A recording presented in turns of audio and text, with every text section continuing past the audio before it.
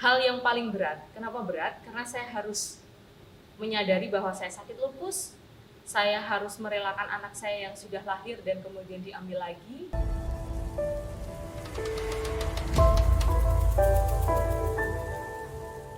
Assalamualaikum warahmatullahi wabarakatuh. Halo, nama saya Winjani Prita Dewi atau biasa dipanggil Prita.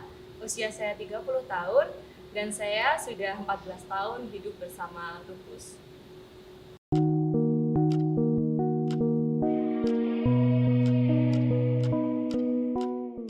Kalau saya sudah 14 tahun sakit lupus, berarti saya punya titik awal saya menjalani hidup bersama lupus. Dan awal itu adalah ketika saya usia 16 tahun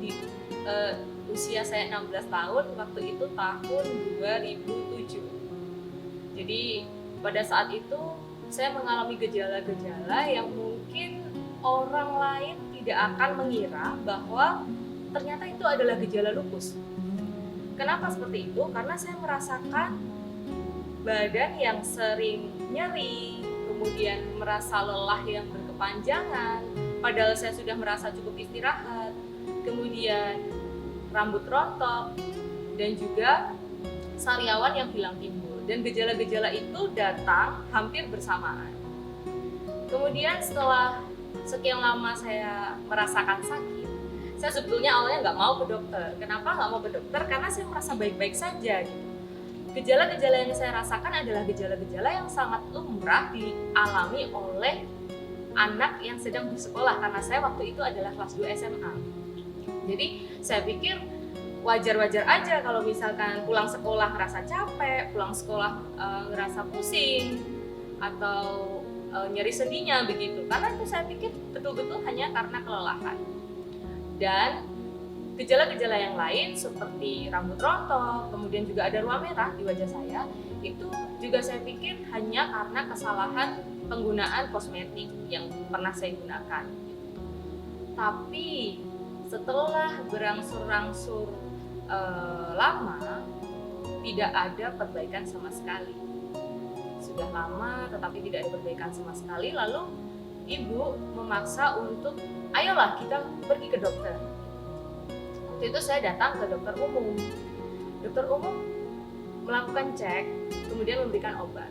Waktu itu cek biasa, belum dilakukan cek lab atau cek-cek yang lebih mendalam gitu. Hanya diberikan obat, mungkin dokter waktu itu sudah curiga. Karena dokter mengatakan begini, sambil mengetuk lutut saya yang waktu itu sakit. Masa sih anak muda udah rematik begitu, kata si dokter itu. Kemudian Oke, saya minum obat. Setelah 1 minggu obat itu saya konsumsi, ternyata sembuh, hilang. Tetapi memang dokter memesan kalau saya mengalami gejala itu lagi, saya harus balik lagi ke dokter tersebut. Betul saja, di bulan kedua setelah saya minum obat itu, jadi selang 2 bulan setelah saya pengobatan yang pertama, saya merasakan rasa nyeri sendi lagi karena waktu itu saya ada kegiatan English Camp di Bandung. Kota Solo adalah kota yang sangat hangat, cuacanya sangat hangat atau cenderung panas begitu, dan saya harus terbang ke Bandung yang cuacanya dingin. Jadi seperti mengalami perubahan cuaca yang mendadak, dan di situ sakit sekali, nyeri sendinya datang lagi, kemudian badan saya seperti dipukul-pukul, betul-betul rasanya tuh sakit sekali seluruh badan, sampai saya tidak bisa mendeskripsikan seperti apa rasa sakit pada saat itu. Kemudian pulang dari acara di Bandung, saya akhirnya dipaksa untuk pergi lagi ke dokter, karena memang janji dokter atau pesan dokter adalah ketika kamu merasakan sakit lagi harus kembali ke dokter. Saya kembali ke dokter pada saat setelah pulang dari Bandung. Setelah itu dokter melakukan cek lab. Cek lab yang dilakukan secara umum waktu itu, tetapi memang ternyata setelah hasil yang keluar, tanpa memberikan saran apapun, dokter langsung melakukan rujuk. Jadi langsung dirujuk ke dokter spesialis penyakit dalam. Pada saat itu saya dirawat oleh Prof. Zainal. Jadi langsung dari dokter umum dilempar atau dirujuk ke Prof. Zainal. Dari Prof. Zainal dilakukan pemeriksaan lebih mendalam lagi. Dan ternyata benar di situ hasilnya adalah saya positif atau tegak didiagnosis lupus.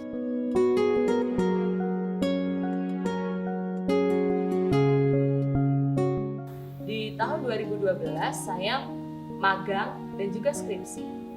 Nah, di magang dan skripsi ini adalah titik yang saya bilang kemudian menjadikan titik terberat saya di tahun 2016. Jadi tahun 2012 kelelahan yang begitu panjang. Saya pikir di tahun 2013 setelah saya lulus itu saya menjadi sehat, 2014 saya kembali sehat lagi.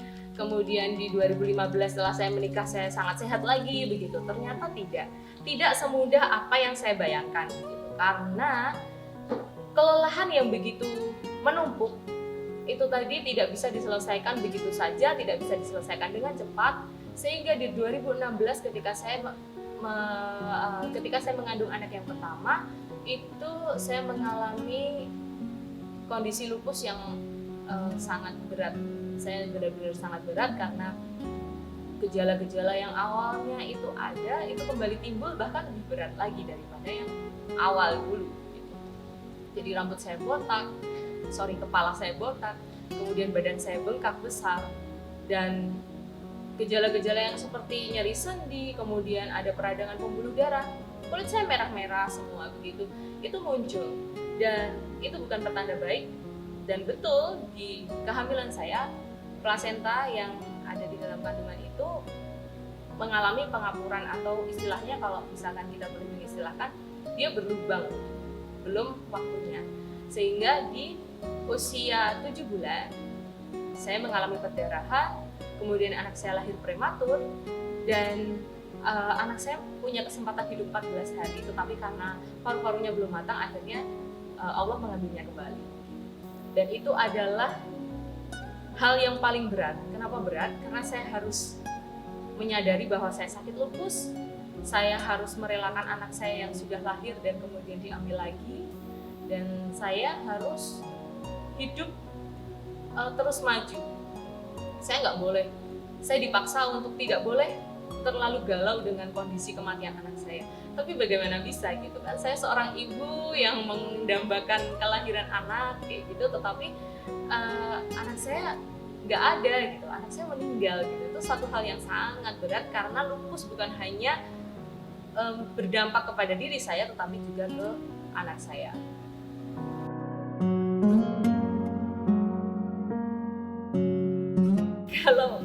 Kalau bicara soal bangkit dan tidak bangkit, itu mungkin karena saya orangnya terlalu masa bodoh mungkin ya. Jadi sebagian orang yang terdiagnosis lupus itu mereka pasti awalnya itu putus asa, pengen bunuh diri, kemudian nggak mau makan, nggak mau bersosialisasi seperti itu. Tapi berbeda dengan saya. Yang saya rasakan ketika saya pertama kali sakit lupus itu adalah saya bingung. Kenapa bingungnya? Ini sakit apa gitu kan? 2007 lupus belum ngetren sekarang gitu loh. Lupus kalau misalkan saya bilang sakit lupus, lupus, mereka nggak tahu apa itu lupus. Mereka lupus yang mereka ketahui itu judul novel, judul film itu waktu zaman 90-an, tahun 90-an itu. Tetapi nggak tahu kalau lupus itu satu penyakit yang menahun, kronis, kemudian perlu penanganan yang benar-benar tidak terputus gitu. Nah, jadi ada perasaan yang saya tuh apa ya kok bingung nggak? Jadi betul-betul saya hanya merasakan bingung. Tetapi memang dari kebingungan itu tadi saya mencoba untuk lebih bisa menyikapi penyakit ini dengan positif. Jadi mencari kelompok dukungan pada saat itu karena di Solo belum ada support group, belum ada kelompok dukungan, belum ada komunitas gitu. Saya mencari dukungan itu di kota lain, yaitu waktu itu yang terdekat di Jogja. Jadi saya main ke Jogja, saya mencari teman sesama saya gitu. Jadi ketika kita orang sakit bertemu dengan sesama pejuang atau sesama orang yang punya nasib yang sama, sepenanggungan begitu, rasanya akan lebih ringan. Karena mereka akan memberikan, setidaknya mereka akan sharing pengalaman, oh aku tuh begini, kamu nggak usah khawatir karena yang seperti ini bisa dilakukan dengan seperti ini. Jadi setidaknya ada solusi-solusi yang itu diceritakan dari teman-teman yang sama-sama sakit. Jadi di situ saya mendapatkan kekuatan baru bahwa ternyata lupus itu nggak apa-apa. Saya melihat banyak orang di luar sana yang semangatnya luar biasa, kemudian prestasinya juga luar biasa bagus, dan saya pengen menjadi seperti itu. Saya nggak pengen menjadi orang dengan lupus yang lemah, kemudian orang dengan lupus yang terlalu berputus asa. Walaupun masalah hidup pasti ada, tetapi saya nggak mau jadi orang yang terlalu berputus asa sampai akhirnya itu justru merugikan diri saya, karena dengan kita semakin stres itu lupus akan semakin seneng dan kita akan semakin dimakan sama dia, istilahnya kayak gitu.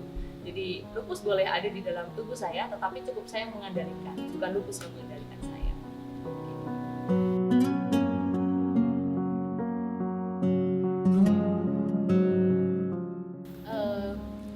Jadi setelah berobat dari Prof. Zainal, karena Prof. Zainal ada mengambil tugas yang lain, akhirnya saya dilimpahkan ke Dr. Arif. Bersama Dr. Arif ini saya mulai di tahun 2010.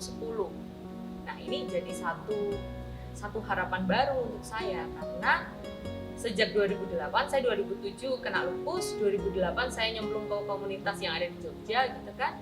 Itu saya pengen banget punya komunitas sendiri di kota Solo, karena kalau di Jogja aja ada, kemudian di Jakarta ada, di Bandung ada, kan tidak menutup kemungkinan kalau kota Solo itu juga ada pasien-pasien lupus gitu. Nah, di 2010 ini saya ketemu Dr. Arif dan beliau itu betul-betul seperti satu lilin di tengah kegelapan gitu, dan menjawab semua pertanyaan-pertanyaan saya, kemudian mengabulkan keinginan saya, dalam arti saya sharing dengan beliau. Dok, saya pengen nih punya komunitas gitu kan, komunitas lupus. Gimana dok kalau misalkan Solo punya komunitas lupus? Nah, Dr. Arif waktu itu langsung mengiyakan, wah bagus mbak. Tapi memang pada saat itu saya berkuliah bersama 5 orang teman saya. Jadi komunitas ini itu sebetulnya dibentuk berawal dari program kreativitas mahasiswa. Jadi saya ikut program kreativitas mahasiswa itu, pengabdian masyarakat, saya membentuk komunitas namanya Gria Kuku Solo, Rumah Orang Dengan Lupus gitu. Jadi memang saya bentuk Gria Kuku Solo ini untuk mewadahi teman-teman dengan lupus yang ada di kota Solo Raya. Jadi sasaran kami awalnya memang betul-betul di Solo Raya, Jakarta, Sukoharjo, Karanganyar, Sragen, Klaten, Boyolali, Wonogiri. Nah, itu semua kami data. Ada nggak sih pasien dari situ? Dan alhamdulillah dari PKM ini tadi kami sempat ya namanya ikut PKM kan tantangannya selalu ada ya. Tetapi alhamdulillah itu membawa kami ke final dan kami berhasil meraih juara presentasi favorit. Nah, dari situ kan sayang nih kalau misalkan setelah saya lulus, wah sayang banget nih kalau si Gria Kuku Solo ini akhirnya hilang gitu aja. Karena sudah banyak prestasi, sudah banyak dikenal, sudah banyak bermanfaat untuk orang itu, kalau nggak dilanjutin ada rasa yang kurang.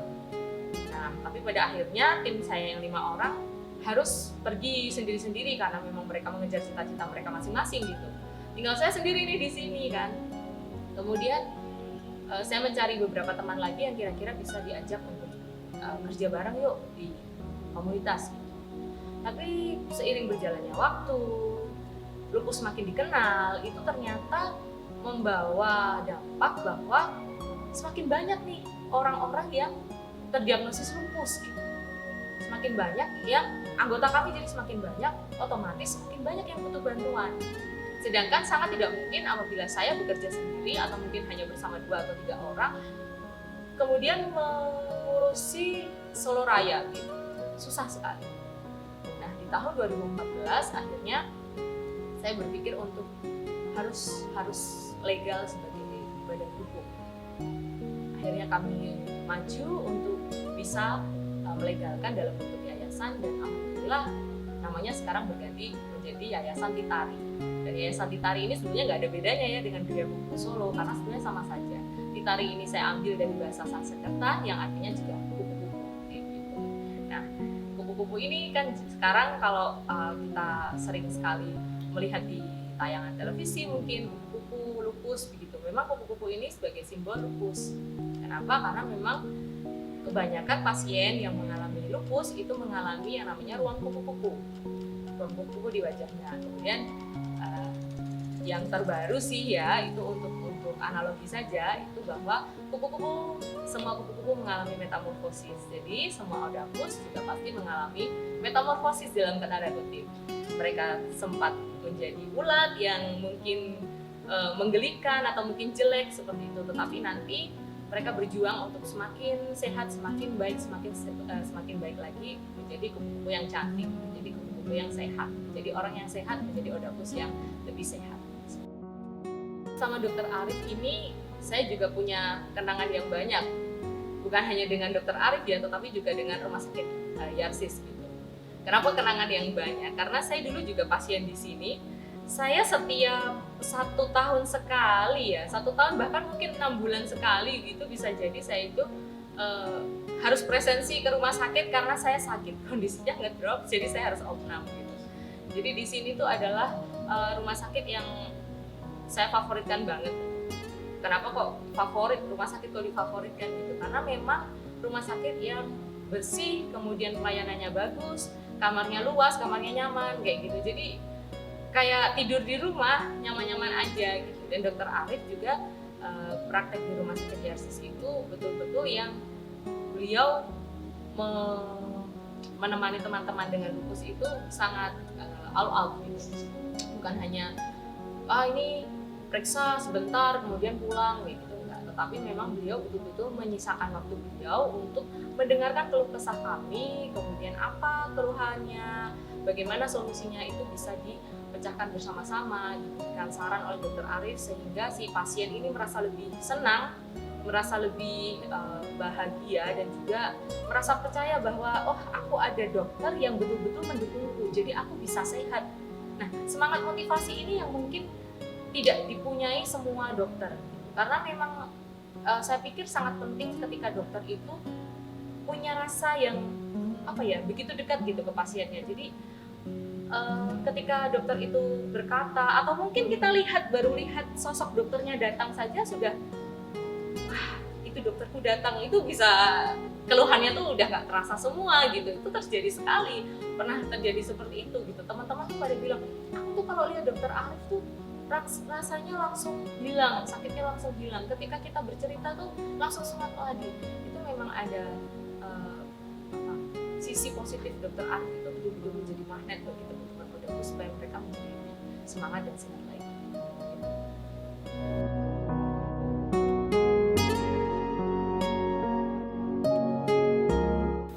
Oke, pesan untuk Odapus biar tetap semangat.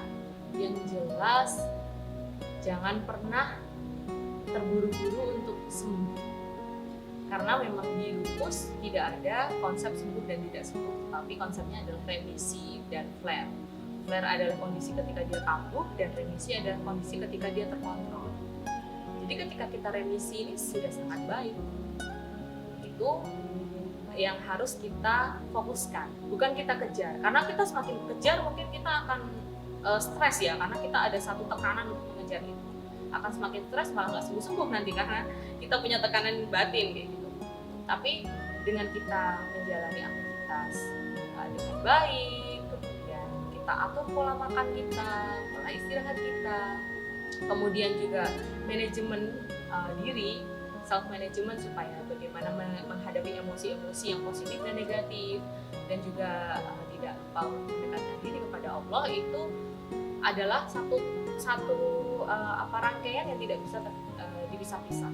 Jadi memang kita harus pandai-pandai menjaga diri kita supaya tidak kambuh. Harus mengenali diri kita masing-masing, karena saya dan teman-teman mungkin kondisinya berbeda. Saya lupus, teman-teman juga lupus, tetapi kita mengalami kondisi yang berbeda, mengalami pengobatan yang berbeda.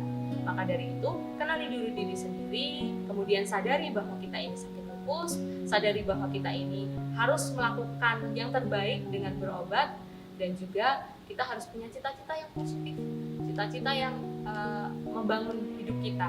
Jangan semakin terpuruk, jangan semakin merasa tidak berguna, karena itu justru akan menjadi bumerang yang tidak baik untuk tubuh teman-teman semua.